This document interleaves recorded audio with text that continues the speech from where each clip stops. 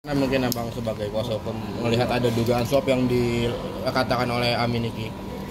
Iya kan, jadi gini, itu kan proses awal ya, awal persidangan ini kita sebenarnya sudah pengen ya menyampaikan ini gitu.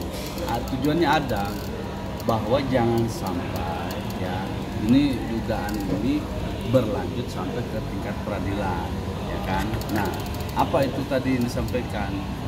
Dia disampaikan dalam rekaman itu keinginan kita, dia kan itu dijadikan sebagai bukti sama kita di persidangan ini, sehingga karena itu dijadikan bukti maka kita keluarkan, kita putar gitu kan, untuk didengar apa sih isi yang mau disampaikan oleh Nikita terkait dengan bukti ini.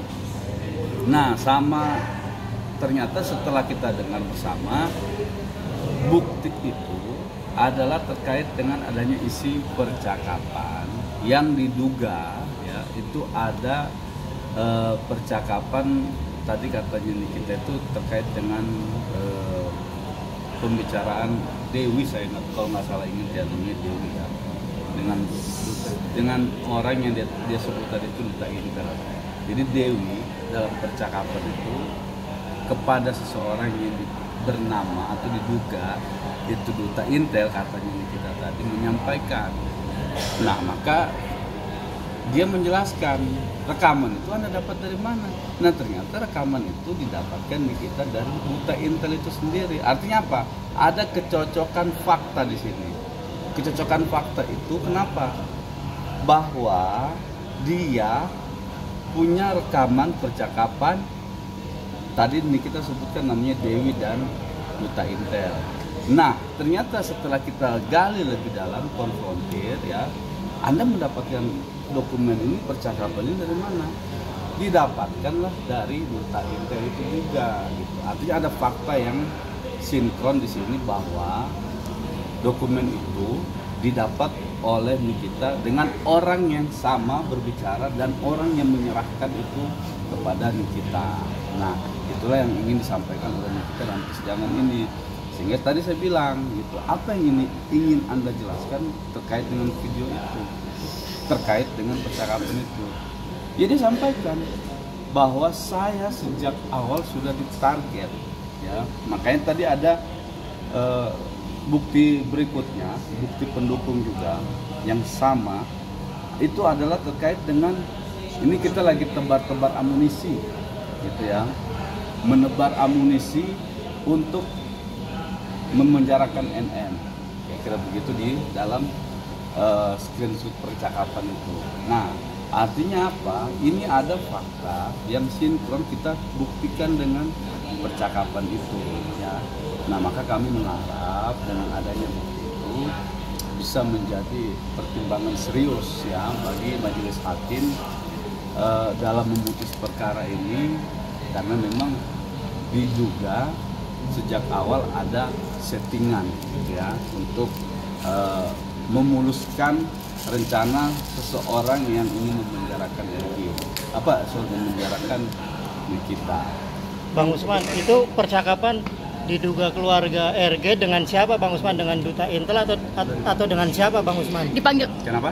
Itu percakapan diduga keluarga RG dengan Duta Intel atau dengan siapa? Iya, diduga keluarganya dia, dengan Duta Intel dengan keluarganya suaminya.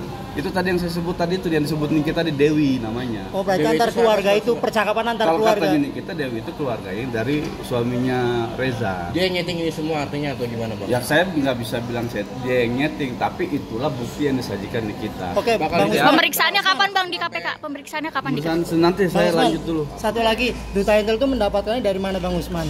Nah, itu tadi tidak dijelaskan sama Nikita. Tapi katanya Nikita tadi, dia itu orangnya RG gitu. Apakah Duta Intel itu pada saat itu di lokasi Bang Usman? Gimana Bang Usman? Atau dari grup dapatnya? Kenapa?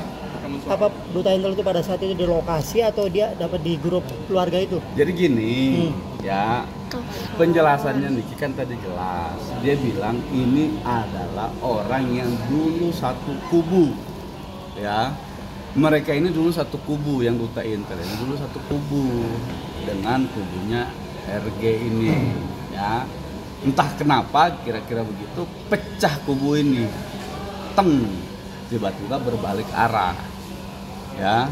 Dia menghubungi mungkin dari orang atau timnya Nikita atau siapa, gitu kan. Nah tiba-tiba dia menyodorkan bukti itu, ya. Dia bilang mau diserahkan, Niki ini gue mau serahin ini ke lu gitu kira-kira ya. Apa tuh? Gitu. Ini Niki kaget, lu kan dulu di sono katanya, di kubu sono, kenapa lu tiba-tiba balik ke gua, gitu kan? Nah ternyata itulah yang diserahkan. Gitu. Oke, satu lagi, Duta Intel itu siap Bang apabila diperiksa di KPK atau? Ya makanya tadi proses saya hukum? tanya, Niki bilang tadi dia menjelaskan, apakah itu orang pernah Anda minta untuk bersaksi di sini? Pernah, dia diancam mau dibunuh. Artinya dia nggak bersaksi karena dapat ancaman mau dibunuh, Ya Bang. mungkin itu yang dimaksud Niki, termasuk rekaman tadi termasuk ada yang apa itu tadi yang dibilang Niki mau diancam dibunuh dan lain sebagainya.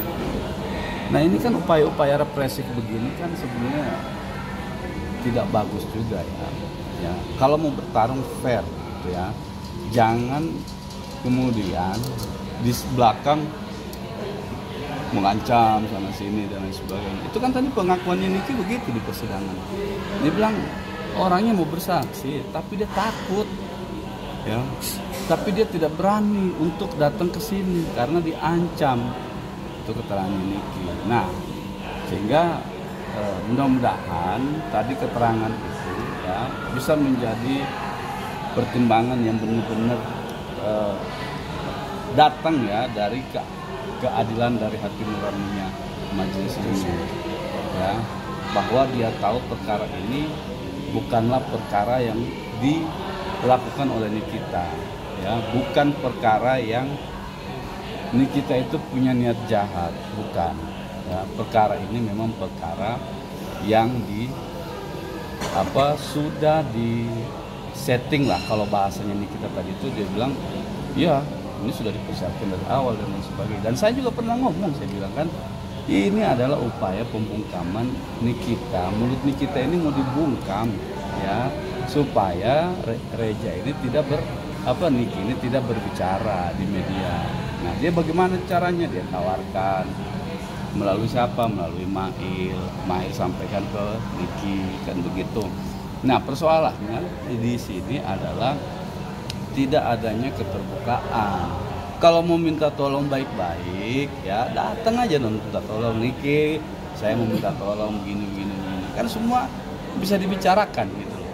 Nah, karena kenapa disampaikan begitu? Setelah penyerahan uang di bulan November 2024, itu jedanya lama, sebulan diem gitu kan. Tiba-tiba di pertengahan bulan Desember tiba-tiba ada isu Nikita memeras, Nikita mengancam untuk mendapatkan uang. Ini kan sebenarnya sudah tergambar gitu. Kalau memang dari awal dibilang adalah Nikita orang yang melakukan ancaman, mestinya dari awal itu sudah dia kalau tindak pidana ancaman itu tidak ada range waktu terlalu panjang begitu. Itu. Nah, itu juga tadi disampaikan oleh ahli ITE juga begitu. Dia bilang bahwa dalam terkait dengan undang-undang ITE ini tidak mesti ada range waktu yang begitu panjang ya untuk mempersiapkan ini.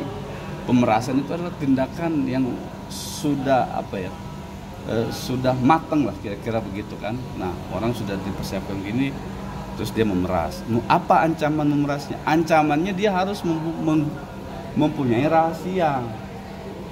Pertanyaan seriusnya, apa rahasia dari Reza ini kepada Nikita, ya kan begitu. Nah kalau kita lihat fakta persidangan tidak ada rahasia itu karena produk yang dikatakan dijelek-jelekan itu sudah direview oleh banyak pihak, sudah direview oleh salah satu dokter juga namanya Dokter Tiff ya kalau saya nggak salah. Nah itu semua sudah dilakukan. Nikita kemudian merepost. Pertanyaannya apa yang dirahasiakan, apa yang menjadi rahasia penting dari dari Reza ini kepada Nikita sehingga dia berupaya keras mencari tahu bagaimana supaya caranya bisa dibantu oleh Nikita. gitu teman-teman.